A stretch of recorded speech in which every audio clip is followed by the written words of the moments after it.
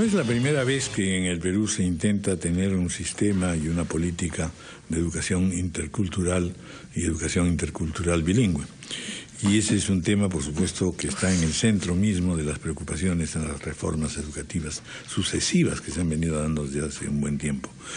Parece, sin embargo, muy difícil poder implementar, instrumentar y avanzar en ese terreno, sobre todo porque hay quienes, desde el punto de vista de las familias o de los propios miembros de la sociedad, lo que se dice es, bueno, en lugar de estar estudiando lenguas nativas, tenemos que estudiar inglés, tenemos que volvernos modernos, etcétera, ¿no? Sin reparar en que fundamentalmente para estar seguros de lo que somos y de lo que tenemos que tener un orgullo nacional y por supuesto pertenecer a plenitud con todos nuestros tesoros interculturales. Pero en fin, ese es el tema que está, digamos, siempre será polémico, pero al mismo tiempo exige una solución racional.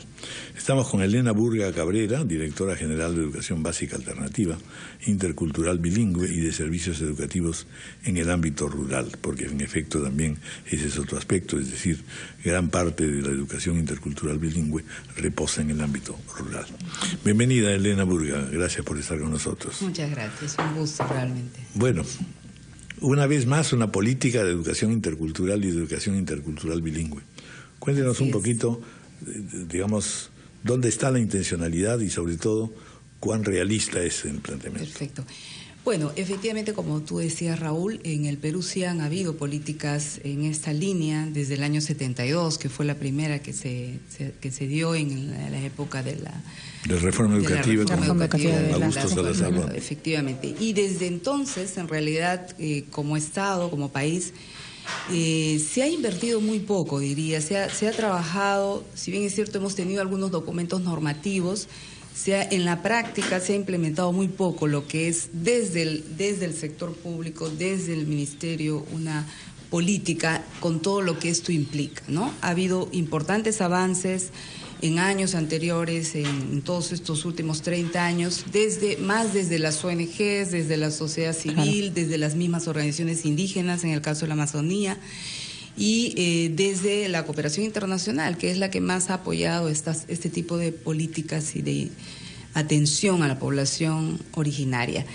Pero justamente ha sido gracias, creo yo, al informe de la Defensoría del Pueblo, que sale el informe 152 en el 2011, que es como un mazazo a todo el Estado peruano, que nos dice, bueno, esta política no se está implementando, los estudiantes de pueblos originarios no están recibiendo la educación pertinente y de calidad que requieren, y nos da una serie de recomendaciones que justamente lo que ha hecho el Ministerio de Educación ahora en estos últimos 5 años es cumplir, implementar esta política siguiendo esas recomendaciones.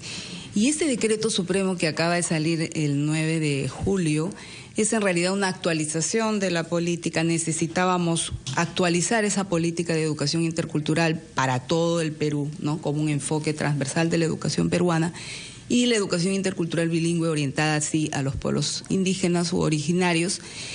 Y esto se ha hecho en base a la experiencia que hemos tenido en estos años de justamente ver qué se puede hacer, cómo se implementa una política pública de esta naturaleza. Se ha trabajado de manera integral. También considerando pues todos los aportes de todas las instancias. De todas las experiencias que han habido. Ha sido un trabajo muy participativo desde el año 2011 con la cooperación internacional, con todas las instituciones públicas y privadas que han trabajado el tema de educación intercultural bilingüe. Ahora, hay este tema normativo indispensable, porque sin eso no se puede empezar siquiera, pero hay un tema social muy fuerte, y es que la educación intercultural bilingüe no es exitosa en la medida en que un país no valora igual sus lenguas. Y en el Perú tenemos una discriminación sistemática, una discriminación lingüística sistemática y soterrada sobre la que pasa como pasaba con la violencia contra la mujer hace unos años, sobre la que nadie da cuenta y nadie toma conciencia. Desde congresistas que no se pueden expresar en su lengua en el Congreso sin ser fastidiadas, hasta el hecho de en zonas prioritariamente quechohablantes entrar a una institución pública y no ser atendido en tu lengua materna. Ahí se necesita un trabajo que va más allá de las leyes. Mucho más, por supuesto. Bueno, justamente, ¿no? Creo que Este es solamente un granito de arena y es lo Importante. que le corresponde al Ministerio de Educación, pero Así está es. todo lo que es el desarrollo de políticas culturales y lingüísticas que en este momento en realidad están en manos del Ministerio de Cultura, quien tiene que emitir, digamos, un conjunto también de normas que los está haciendo para todo el sector Pero público, creo que ¿no? más que normas y que el Sí, Ministerio de Cultura y Educación acciones están concretas. que se compre el pleito las Sí, autoridades. las autoridades Qué nacionales y regionales, además, y el presidente y de la locales. República. No Así digo que es. Pedro Pablo Kuczynski aprenda a hablar quechua, pero qué importante le sirvió, cuánto le sirvió a Verónica Mendoza Cuánto, a así aprender, es, saber así quechua. es, Y a mí me así es. impresiona que los políticos no sepan quechua, por ejemplo. Sí. Que vamos, no es Y que tan no lo difícil valoren de tampoco, aprender ¿no? tampoco, ¿ah? No. No es tan difícil de aprender. Así Nadie es. hace el esfuerzo por dirigirse en su lengua a esa. Pero a mira, esa hay una parte del serie Perú, de ¿no? acciones que sí se están llevando a cabo, que se vienen llevando a cabo en favor. Se ha hecho un fuerte trabajo, por un lado, de todo el tema de la normalización de las lenguas, que lo ha conducido el Ministerio de Educación. En este momento ya tenemos 33 lenguas de las 47 con alfabetos oficiales, Eso es fantástico. con materiales en 22 lenguas originarias, que eso también son hechos concretos que están ayudando.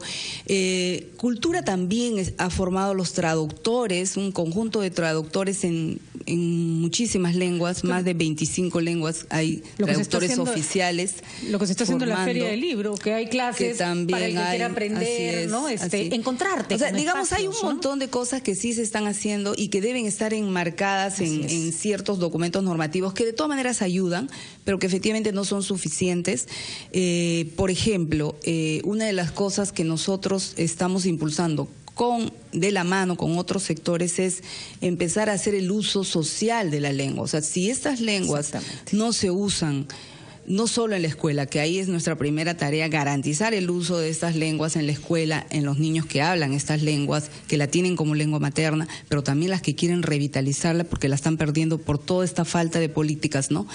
Pero si no hacemos un trabajo fuera de la escuela, que los padres, las madres sigan hablando a sus hijos en su lengua, que se use la lengua en donde predominan, por ejemplo, no puede ser que en todo Cusco, Ayacucho, Huancavelica, en ningún banco de la nación siquiera te atienden en quechua. Debiera ser ¿no? obligatorio. Eso es ser oficial, eso es ser una lengua oficial, cuando la lengua empieza a ser utilizada en los bancos, en los hospitales, en todos los sectores. Y que no es una lengua de guetos, En ¿no? los sectores públicos, ¿no es cierto? Es decir, el tema es que, sin embargo, si uno mira todo lo que es la riqueza y multiplicidad del folclore, ahí vemos que las cantidades de gentes y personas y niños y jóvenes están completamente familiarizados con las lenguas y cantan en quechua y cantan en aymara. El asunto es que sí somos muy buenos los peruanos para valorar ese tema folclórico, pero en la vida misma, en el día a día, no respetamos y valoramos los derechos de las personas que pertenecen a estos pueblos y que tienen estas lenguas y que deberían usarlas. El ¿no? aparato público tiene que estar pues en disposición de tener eso. Pero eso es una parte. La otra parte es en realidad interiorizar en todos los niveles. Así es.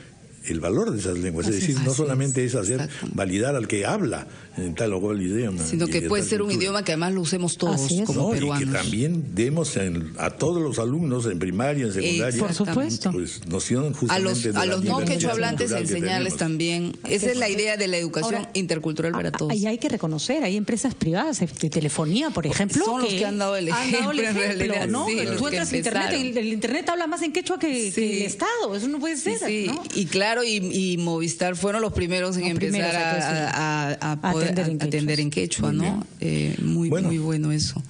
Gran trabajo. Bueno, felicitaciones. Muchas gracias. No se acaba nunca con esto. No se acaba. Solo y sí, justamente. Con el que estamos habrá continuidad también. Exactamente. Bueno, y una de las cosas que justamente quería señalar es que sí hay una ruta de trabajo, sí es posible hacer una educación intercultural bilingüe, tanto para todo el Perú, para trabajar temas de culturas y lenguas, pero también para dar una atención de calidad a los niños de estos pueblos originarios. Lo estamos haciendo.